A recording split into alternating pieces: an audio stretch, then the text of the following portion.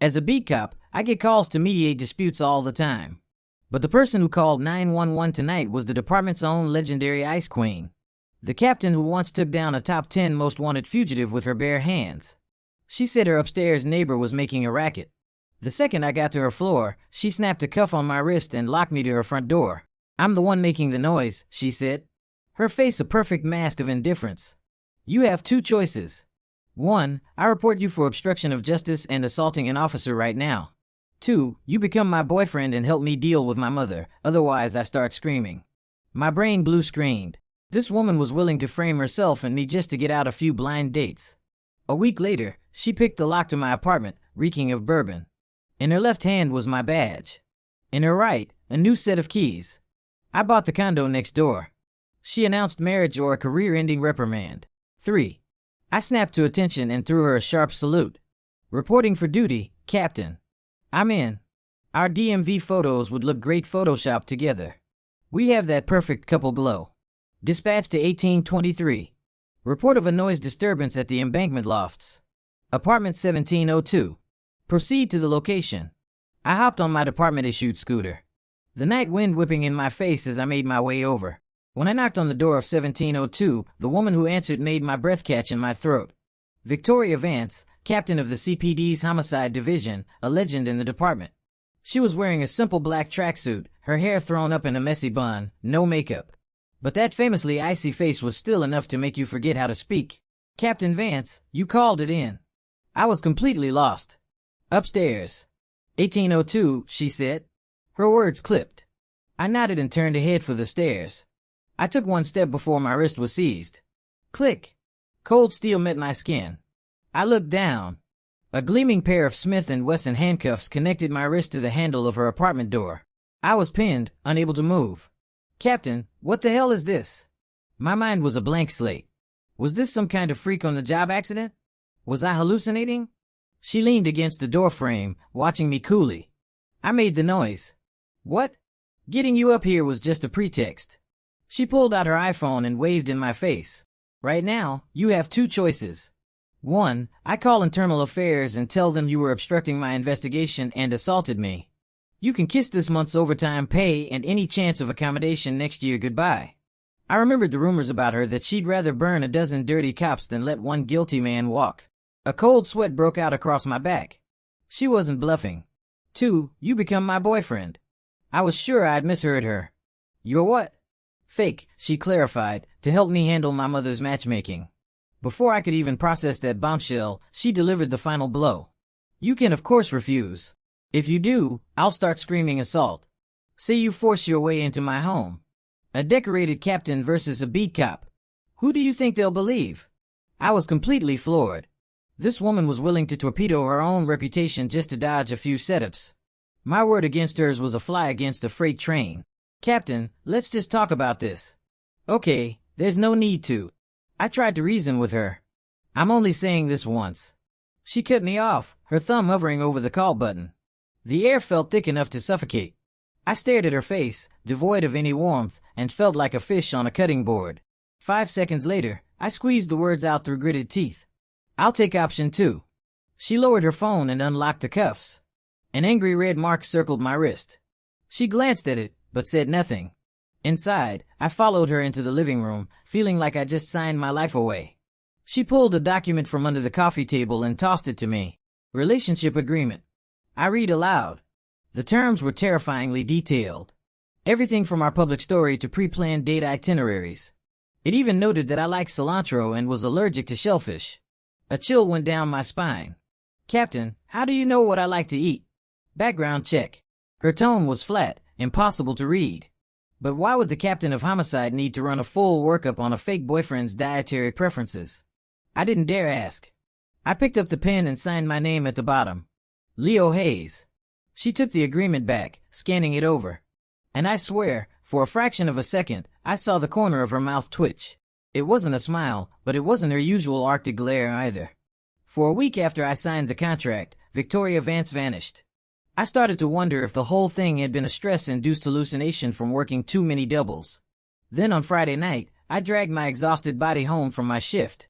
I put my key in a lock and turned. It didn't budge. The door was already unlocked. My heart hammered against my ribs as my hand instinctively went to the baton on my belt. Who's in there? I pushed the door open. The living room lights were on. A figure was sitting on my couch. It was Victoria. She traded her uniform for a black silk nightgown. Her long hair was down and her legs were crossed, the fabric doing little to hide them. The air was thick with the smell of bourbon and the sharp, clean scent of her perfume. The sight was so jarring I nearly called for backup. Captain, what are you doing in my apartment? She didn't answer. Instead, she held up her left hand. She was holding my badge. Then, she raised her right hand, dangling a set of keys that jingled ominously. I bought the condo next door. She stood up and walked toward me, the clicks of her heels on the hardwood floor echoing my own frantic heartbeat. She stopped right in front of me, looking down at me with an authority that had nothing to do with her rank. Marriage or a reprimand that gets you fired and blacklisted from every precinct in the state. Her face was flushed from the alcohol, but her eyes were dangerously sharp. This wasn't a request. It was an order. My mind flashed with images of my career going up in flames. Dismissal, public disgrace, my dream of being a cop turning to ash. 3. She began to count down. My heels clicked together. I snapped to attention, throwing her the most regulation-perfect salute of my life. Reporting for duty, Captain. I'm in. My voice boomed, full of a desperate, manic energy. Our DMV photos would look great photoshopped together. We have that perfect couple glow. Victoria froze. Her countdown was broken. The wave of intimidation she'd been building now crashing into a wall of pure absurdity. A few seconds passed. Then she smiled. It was a tiny fleeting thing, but it was like seeing a glacier crack for the first time in 1,000 years. The bourbon had made her unsteady. She swayed slightly, her hand landing on my shoulder to steady herself. Her touch was warm, burning through the thin fabric of my shirt. I went completely rigid. Tomorrow, 9 a.m. City Hall. She pulled her hand away, her voice returning to its cool, detached tone. Bring your driver's license. With that, she took her new keys, turned, and walked into the apartment next door. The door clicked shut behind her.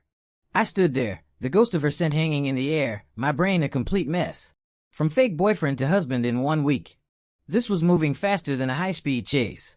The next morning at 8, I stood in front of the mirror, my birth certificate clutched in my hand, feeling like an idiot on his way to the gallows. But I went. Victoria was already waiting for me outside the courthouse. She was in a simple white blouse and jeans, no makeup. She looked better than anyone I'd ever seen. She saw me and gave a curt nod. You have your ID? Yeah. The whole process was a blur. Filling out forms, signing our names, giving thumbprints. When it was time for the photo, the clerk said, "Could you two move a little closer and try to smile?" I managed a pained grimace that was probably more terrifying than a frown. Victoria's body was ramrod straight, showing no intention of moving an inch. Taking a breath, I shuffled closer until my shoulder brushed against hers. She flinched, a barely perceptible tremor. I glanced over and saw the tips of her ears had turned bright red. Click. The camera captured the moment. Holding a marriage certificate in my hand. Still felt like a dream. As we walked out of City Hall, Victoria tossed me a set of keys. Not for her new condo. For yours. You're living with me now. What? I sputtered. Why? I thought we were married. Couples don't live separately. What do you want my mother to think? She shot back with a cold glare. I shut my mouth. And so I moved. Her apartment was huge, decorated in minimalist black, white, and gray. It felt less like a home and more like a high-end furniture showroom. There was no warmth, no sign of a life lived. She pointed to a guest room next to the master bedroom. Your room. Then she walked in her bedroom and shut the door with a decisive click. I stared at the closed door, feeling like it was a physical representation of the wall between us. That night, I couldn't sleep. I wandered into the living room. The door to her study was ajar. On autopilot, I walked inside. An entire wall was lined with bookshelves filled with texts on criminal investigation and forensic psychology. In the corner of her desk, I saw a small locked wooden box. It was old, the edges worn smooth from handling, but there were fresh scratches on it, too. As if someone held it often. What kind of secrets would a homicide captain keep? Case files. Something else. My curiosity was officially piqued. On Saturday morning, the sound of the master bedroom door opening jolted me awake. Victoria was in workout clothes, a sheen of sweat on her forehead. She'd clearly been for a run. 10 minutes. Get dressed, she ordered. Where are we going? To meet my parents. My stomach dropped. So soon? She pulled a few shopping bags onto the sofa and dumped out their contents. Wear this. It was a collection of business casual clothes I would never buy for myself. The price tags were still on. Dressed like a doll. I followed her to the car. The drive was tense. Halfway there, she handed me a tablet. Read this. I took it. On the screen was a document titled Leo Hayes Engagement Strategy V20. It contained detailed profiles of her parents, their personal histories, hobbies, personalities, common conversation topics, and a list of landmine subjects to avoid at all costs. The most insane part was the meticulously crafted persona for me. A humble beat cop from a blue-collar background, but driven, honest, and exceptionally competent. Deeply in love with Victoria, would marry no one else. My skin crawled as I read. This wasn't an agreement. It was a script. The Vance family lived in a gated community with intense security. In the living room, her mother, Eleanor, sat perfectly poised in a custom-tailored dress. Her expression as she looked me over was a cocktail of judgment and disdain. Her father, Richard, was more relaxed in a polo shirt. But the authoritative air of a retired deputy chief still clung to him. You must be Leo. Victoria tells us you're a patrolman. Eleanor began, her tone dripping with false sweetness. Yes, ma'am. Getting experience on the streets. It's such a difficult job, isn't it? And the pay isn't very high, I imagine. She took a delicate sip of her tea. I could feel my self-worth being ground into the expensive Persian rug. It's stable. Good benefits was all I could manage. Our Victoria has always been an overachiever. We expect her partner to be at the very least her equal in ambition and accomplishment. The message was crystal clear. You're not good enough for my daughter. I was speechless, reduced to an awkward, frozen smile. Victoria sat beside me, silent as a statue. Just when I thought I was about to suffocate, the doorbell rang. A man in a designer suit and gold-rimmed glasses walked in, carrying gift bags from a luxury brand. Eleanor, Richard, I just got back from Zurich. Brought you a little something. Preston Thorne. He was in the dossier, a young tech millionaire from an old money family. Eleanor's #1 choice for a son-in-law. He saw me, paused for a beat, then smiled with dawning comprehension. And who is this? Leo Hayes, my boyfriend. Victoria finally said, her voice stiff as if she were reading a suspect's rights. Preston pushed his glasses up his nose and extended a hand. Preston Thorne, a pleasure. Eleanor mentioned, you were a police officer. Such a noble profession serving the community. His words were polite, but his eyes were full of dismissive pity. At dinner, he held court, pontificating on everything from international finance to AI, making my work sound like a child's game. Richard, you were a legend in the department, and now Victoria is following in your footsteps.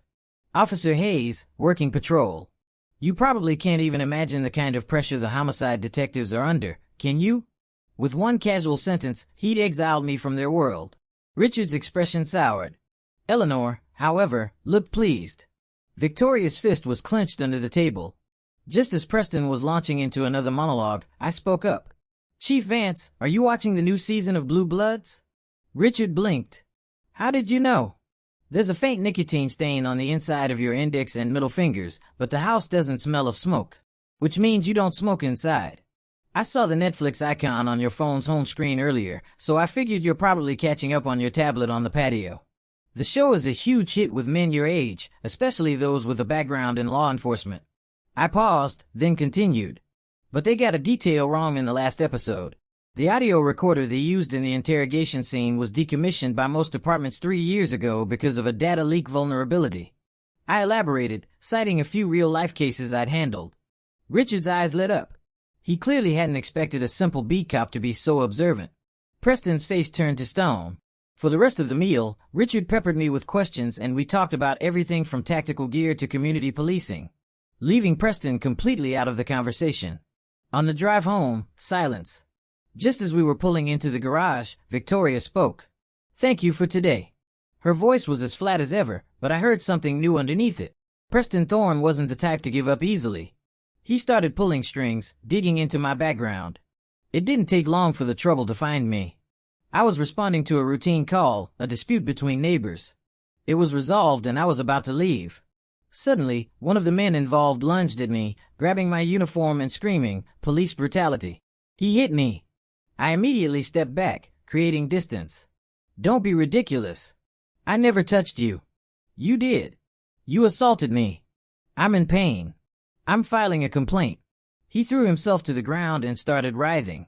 To make matters worse, I looked down and saw a smear of mud completely obscuring the lens of my body camera. And the security camera on the corner store across the street had coincidentally been on the fritz during that exact time frame. It was too perfect. I was suspended. My sergeant clapped a hand on my shoulder, his face grim. Leo, I know this is unfair, but he's got a witness and our evidence is damaged. My hands are tied. I sat in the empty squad room. The uniform I had worn with pride for 4 years, feeling heavy and foreign. When I got home, Victoria was there. The anger I'd been suppressing all day erupted. Are you happy now? I slammed the suspension notice on the table. Is this what you wanted? You used me as a shield, and now my entire life is ruined. Was it worth it just to get your mother off your back? She watched me, her face unreadable. After a long, heavy silence, she picked up her car keys and walked out without a word. I collapsed onto the sofa, staring at the empty room, a wave of despair washing over me. She was probably on her way to her mother's, ready to confess everything and cut me, the now useless pawn, loose. Fine. This whole insane charade needed to end anyway. I didn't sleep a wink.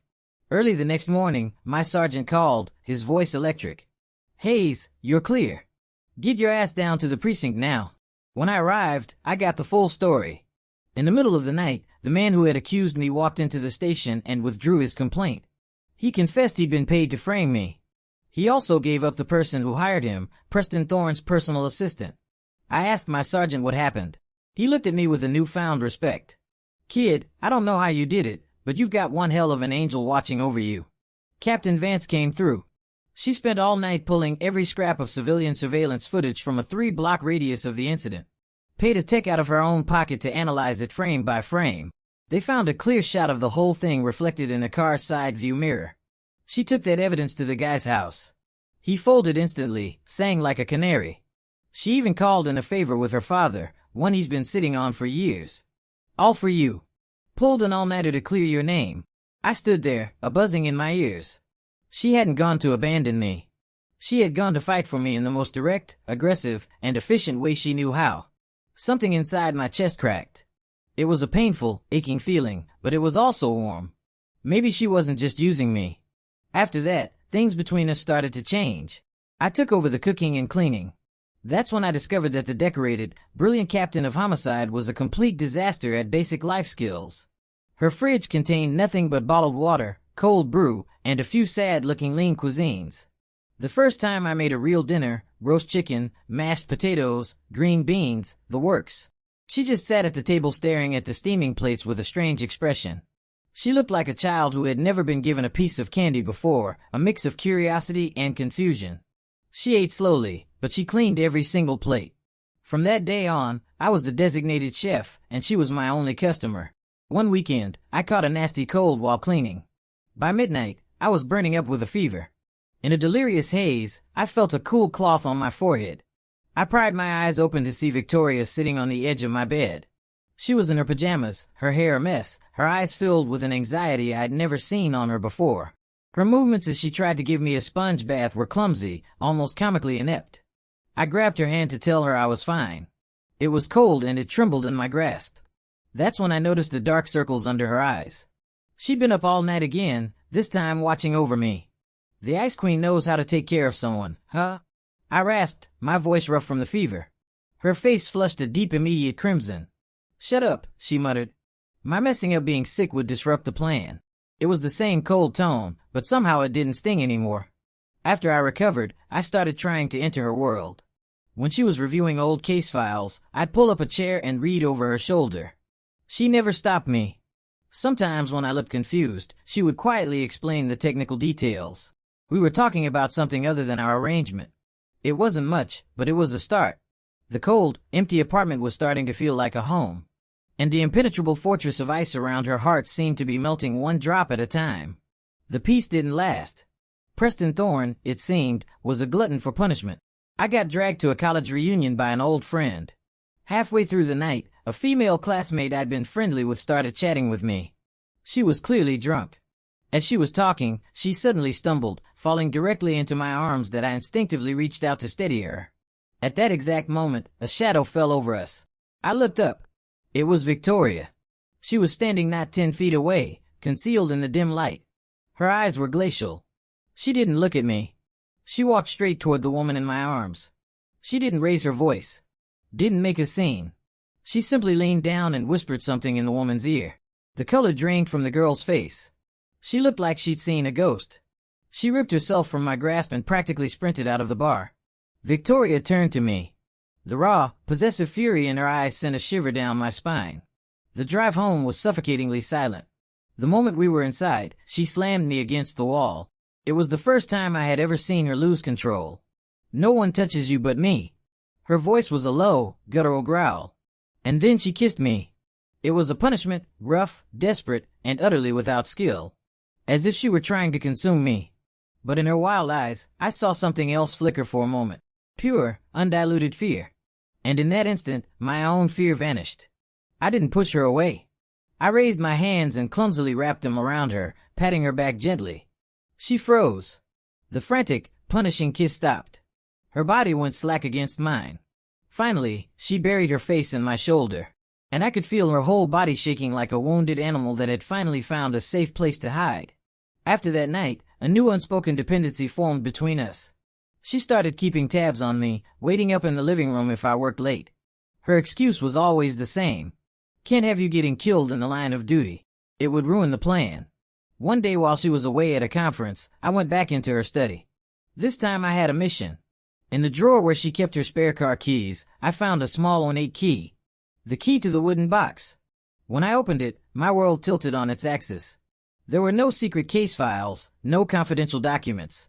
It was filled with things about me. A candid photo of me from the police academy helping a girl who had dropped her books. The photo was yellowed at the edges. A copy of a precinct newsletter with a brief mention of my first commendation. My name was circled in red ink. A cheap pen that had run out of ink, one I vaguely remember tossing in the trash on my desk. There was even a blurry, pixelated photo of me playing basketball in college, carefully laminated. At the very bottom of the box was a diary. I opened it to the first page. The handwriting was neat, but the pressure of the pen on the page spoke of immense restraint. Academy orientation. He was the class speaker. He said his dream was to be a good cop to protect people. When he smiled, he looked like the sun. Almost fell in a library today. He caught me. His hand was so warm. I didn't dare look at him, but I know my ears were burning. He graduated, assigned to the 18th district. I put in a transfer request to CPD headquarters. I just wanted to be closer to him. He threw away a pen. I took it from the trash. I feel like a stalker, but I can't stop myself. My mother is pushing another blind date on me.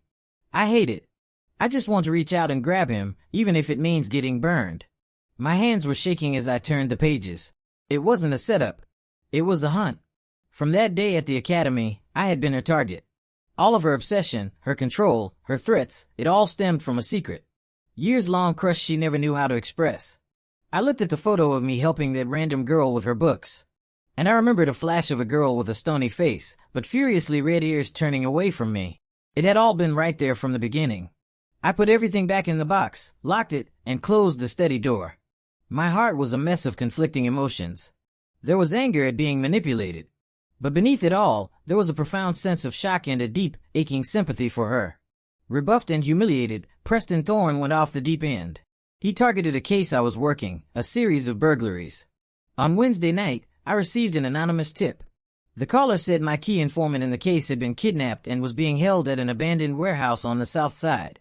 They demanded I come alone. The voice was disguised, but I knew it was a trap. It was Preston. "You call for backup. He dies." The voice snarled before hanging up. I knew it was a setup designed to corner me. But I had to go. An informant's life was on the line. I sent a text to Victoria. "Rats in the warehouse. Plan B." It was a code we used in training exercises at the academy. It meant my cover is blown. "It's a trap. Send backup on my signal." I had no idea if she would remember it. It was my only hope. I drove to the warehouse. It was cavernous and empty, lit by a few dim, dangling bulbs. The moment I stepped into the center of the floor, steel shutters slammed down on all sides, plunging the space in near darkness. A dozen thugs holding lead pipes and baseball bats emerged from shadows. Preston stepped out from behind them, a twisted smile on his face. "Officer Hayes, we meet again." "Where is he?" I asked, my voice cold. "The informant?" "Oh, he's irrelevant," Preston said with a wave of his hand. "What's important is settling our score. What right does a worthless beat cop have to take what's mine?" I didn't waste words. I dropped into a fighting stance. I held my own for a while, but it was 12 against 1. A pipe slammed into my back, the pain searing. A steel-toed boot caught me in the ribs and I went down. My arm screamed in protest as I hit the concrete. Preston picked up a lead pipe and walked toward me. "Tell me," he sneered, "if I break your legs today, do you think Victoria will still want you?" He raised the pipe high, aiming for my knee. I squeezed my eyes shut. Boom! The sound was deafening. The main warehouse door flew off its hinges, kicked open from the outside. Victoria stood silhouetted against the light, dressed in black tactical gear. The look in her eyes was pure murder. Victoria's gaze swept over me, cataloging my injuries. In that instant, her entire demeanor shifted. She became a predator. She moved. Her actions were brutally efficient. Each strike aimed at a joint, a nerve cluster, a weak point. There was no flair, no waste motion, just pure lethal force. The thugs, who had seen so menacing moments before, went down like bowling pins. The warehouse filled with screams. Preston stared horrified. He had never seen this side of her. "You're insane. You're a goddamn lunatic," he shrieked, stumbling backward. Victoria kicked the pipe from his hand, closed the distance in a blur, and seized his arm, twisting it with expert precision. Crack! The sound of bones snapping echoed in the cavernous space. As Preston howled in agony, she planted a boot on his chest and pinned him to the floor. "Touching him," she said, her voice colder than a grave, "is 1,000 times worse than touching me." Just then, sirens wailed outside and backup flooded the warehouse. The officers who rushed in stopped dead in their tracks, stunned by the scene. Victoria ignored them all. She strode over to me, took off her jacket and draped it over my shoulders. Then, in front of 24 shocked colleagues, she bent down and scooped me up into her arms. "Tori," I managed, trying to squirm free. "Don't move," she commanded, her voice strained. She carried me past the stunned faces of my fellow officers and toward the waiting ambulance. Inside, she gripped my hand, her knuckles white, her strength threatening to crush my bones. I saw her shoulders shaking. A single hot drop of liquid landed on the back of my hand. A tear. She was crying. "Leo, you're not allowed to be seriously hurt." "That's an order," she choked out, her voice cracking. Showing me a vulnerability I never thought possible. My injuries weren't that bad. Mostly cuts and bruises that looked worse than they were. Lying in a hospital bed, I watched Victoria. She was trying to peel an apple for me. Her movements so clumsy she was butchering it. I decided it was time. From the pocket of my jeans, I pulled out the creased yellowed photo from the academy. The one I had taken from her box. "You know, for a top detective," I said it softly. "You were never very good at staying undercover." The knife in her hand froze. She looked up, her face pale, her eyes wide with the panic of a child whose most precious secret has just been discovered. Her first instinct was to bolt. She started to stand up. I grabbed her hand. "Don't go." I looked her straight in the eye. "Because the truth is, I've had a crush on you for just as long.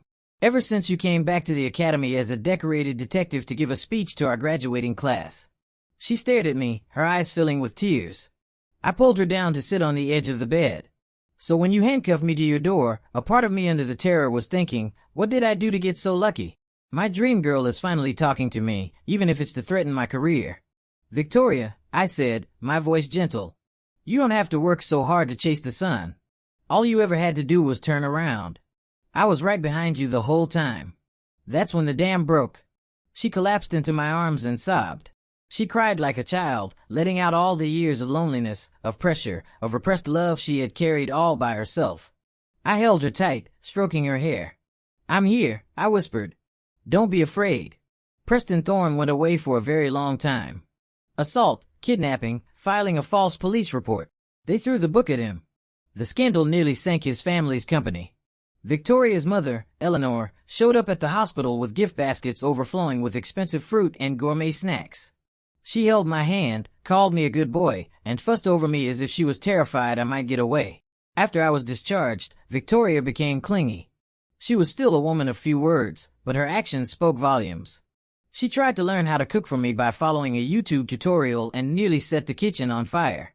I came up behind her, wrapping my arms around her soot-covered waist. From now on, I whispered in her ear, "The kitchen is my jurisdiction.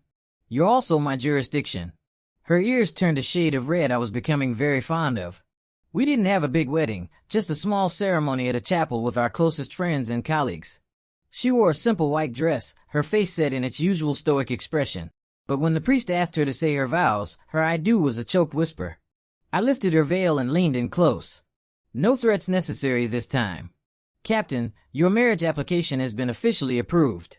And there in my arms, she finally gave me a smile that was pure, unadulterated sunlight. After the wedding, she was still the same badass captain of homicide. But everyone in the department knew her icy exterior was reserved for everyone but one person. One night, lying in bed, I asked her something that had been on my mind. "In your diary, you wrote that you wanted to grab your love, even if it meant getting burnt. What did you mean?" She snuggled closer. Her voice muffled against my chest. "My family, it was cold. My father was married to his job, and my mother was married to her social status. I learned to be alone, to depend on no one. And then I met you. You were so warm, Leo. It scared me. I was afraid that if I got too close, I'd mess up your life, that my darkness would snuff out your light. So, I used the only tools I had, force and intimidation. I tried to chain you to me. I was so afraid that if I ever loosened my grip, you'd run." I tightened my arms around her, kissing the top of her head. "You're a brilliant detective, Tori, but you're a real dummy sometimes. I'm not a burden you have to fear hurting. I'm just your guy, and I'm not going anywhere."